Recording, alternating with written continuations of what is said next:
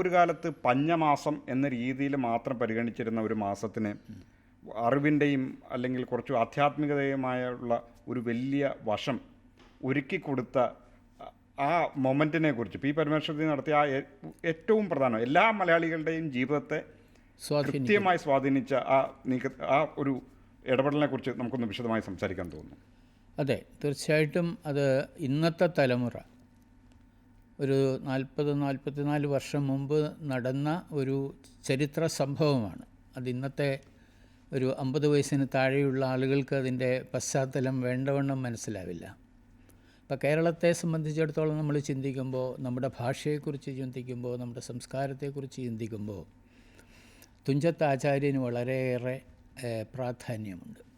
നമ്മൾ തുഞ്ചത്ത് ആചാര്യനെ ഭാഷയുടെയും സംസ്കാരത്തിൻ്റെയും പിതാവ് എന്ന നിലയ്ക്കാണ് കാണുന്നത്. പിതാവ് എന്ന അർത്ഥത്തിന് ഗുരു എന്നും ഒരു അർത്ഥമുണ്ട്.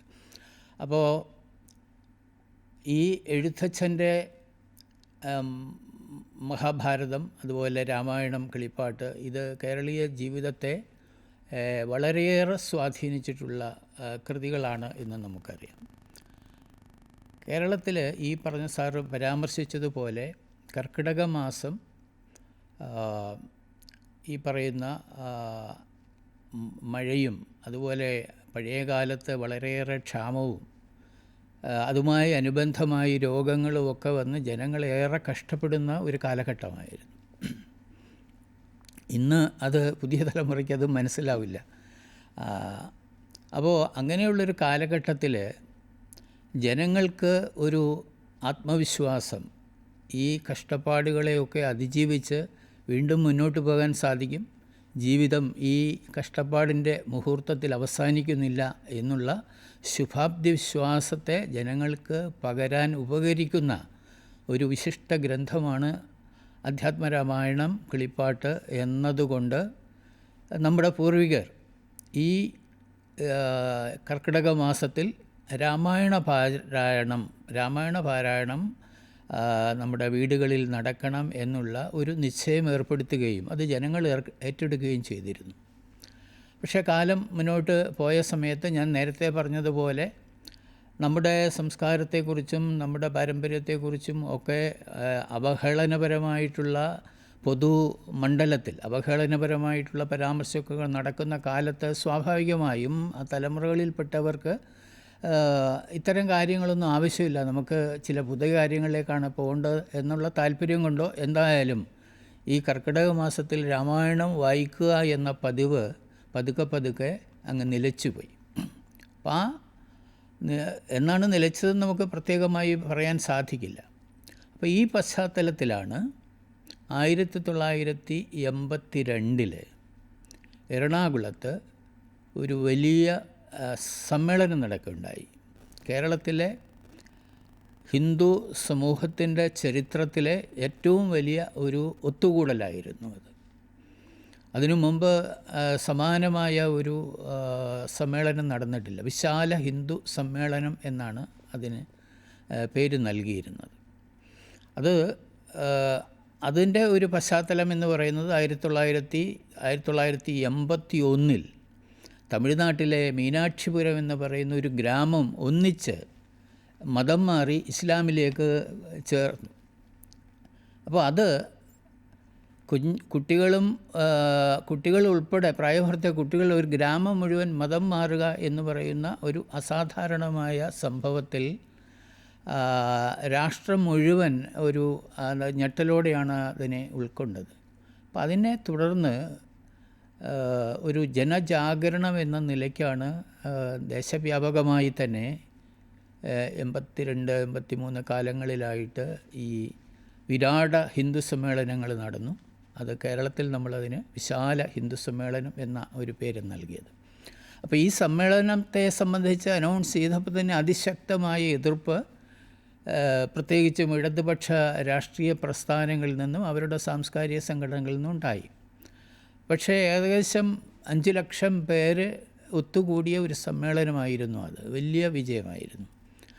ആ സമ്മേളനം ഒരു സമ്മേളനമായി അവസാനിക്കാതെ അതിൻ്റെ ഒരു തുടർ പ്രവർത്തനം എന്ന നിലയിൽ ആ സമ്മേളനമാണ് ഈ രാമായണ മാസ ആചരണം നമ്മൾ വീണ്ടും പുനരാരംഭിക്കണം എന്നുള്ളൊരു ആഹ്വാനം നൽകുന്നത്. ഇപ്പോൾ നടക്കുന്ന രാമായണ ലെക്ചറുകൾ എല്ലായിടത്തും നടക്കും. തീർച്ചയായിട്ടും അവിടെയൊക്കെ ഇടതുപക്ഷ ചിന്തകർ തന്നെയാണ് രാമായണത്തെക്കുറിച്ച് സംസാരിക്കുന്നത്. എല്ലാവരും അത് ഏറ്റെടുത്തു.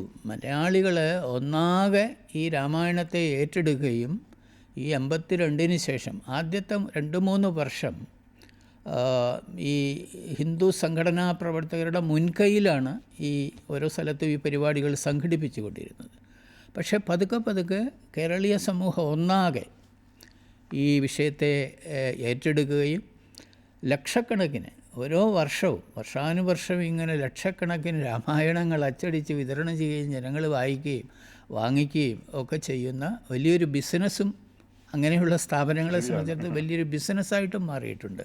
നമുക്ക് രാമായണത്തെക്കുറിച്ച് തന്നെ ചോദിച്ചാൽ ഒരു പക്ഷേ രാമായണത്തിൻ്റെ വൈവിധ്യവും അങ്ങനെ ഒരു പക്ഷേ നമുക്ക് നഷ്ടപ്പെട്ടു പോയോ? കാരണം മലയാളികളെ സംബന്ധിച്ചിടത്തോളം രാമായണം സമം അധ്യാത്മിക രാമായണം മാത്രമായി അത് ചുരുങ്ങാനും കാരണമായോ? വാൽമീകിയുടെ രാമായണം പോലും സത്യത്തിൽ മലയാളികൾ അധികം വായിച്ചിട്ടില്ല എന്നുള്ളതാണ് എനിക്ക് തോന്നിയിട്ടുള്ളത്. അത്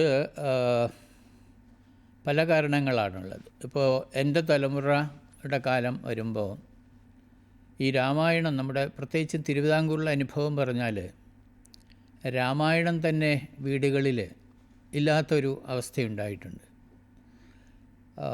കൂടുതലും ഭാഗവതത്തിനാണ് പ്രാധാന്യം ഉണ്ടായിരുന്നത്. ഭാഗവത പാരായണം വീടുകളിൽ തന്നെ നടക്കാറുണ്ടായിരുന്നു പഴയ കാലത്ത്. രാമായണം ഇപ്പോൾ എഴുത്തച്ഛൻ്റെ കിളിപ്പാട്ട് മലയാളിയുടെ ഒരു പൈതൃകമാണ്, അവരുടെ ഹൃദയത്തോട് ചേർന്ന് നിൽക്കുന്നതാണ്. ഇപ്പോൾ ഞാൻ ശ്രദ്ധിച്ചിട്ടുള്ളൊരു കാര്യം, ആദ്യമായിട്ട് രാമായണം വായിക്കുന്ന കുട്ടികൾ അവർക്ക് അത് പലപ്പോഴും കൂട്ടി വായിക്കാൻ ബുദ്ധിമുട്ടുണ്ടാവും, പക്ഷേ ഒരിക്കലും അവർ അതിൽ നിന്ന് പിന്മാറുന്നില്ല എന്നതാണ്. വായിച്ച കുട്ടികൾ വീണ്ടും വീണ്ടും അത് രാമായണം വായിക്കാനുള്ള താല്പര്യമാണ് അവർക്കുണ്ടാകുന്നത്. ഒരു അസാമാന്യമായിട്ടുള്ള ഒരു ആകർഷണീയത ആ കൃതിക്കുണ്ട്. ഒരു പക്ഷേ ആചാര്യൻ്റെ തപസ്സിൻ്റെ ശക്തിയായിരിക്കും എന്ന് ഞാൻ വിചാരിക്കുന്നു. അപ്പോൾ എന്തായാലും ഈ രാമായണത്തിലേക്ക് ഞാൻ ഈ നേരത്തെ പറഞ്ഞതുപോലെ 80-82 കാലത്ത് ഈ രാമായണ പരിപാടികൾ സംഘടിപ്പിക്കുന്നതിന് പ്രവർത്തിച്ചിട്ടുള്ള ആളാണ് ഞാൻ. അപ്പോൾ എനിക്ക് ഈ രാമായണത്തെക്കുറിച്ച് അക്കാലത്ത് പൊതുജനങ്ങളോട് ചില പരിപാടികളിൽ സംസാരിക്കേണ്ട അവസരമുണ്ടായിട്ടുണ്ട്. അപ്പോൾ എനിക്ക് റെഫറൻസിനായിട്ട് ആദ്യം കിട്ടിയത് വാൽമീകി രാമായണത്തെക്കുറിച്ചുള്ളൊരു കൃതിയാണ്. രാമൻ്റെ ജീവിതത്തെ വളരെ കൃത്യമായി അടയാളപ്പെടുത്തുന്ന, അദ്ദേഹത്തിൻ്റെ ജീവിതത്തിലെ മഹത്തായ ത്യാഗങ്ങൾ ചർച്ച ചെയ്യപ്പെടുന്ന ഒരു കൃതി. അപ്പോൾ നമ്മൾ രാമായണത്തിലേക്ക് പ്രവേശിക്കുമ്പോൾ അതിലേക്ക് പരിമിതപ്പെടുത്തുന്നു എന്നുള്ള ആശയം അത്ര പൂർണ്ണമല്ല.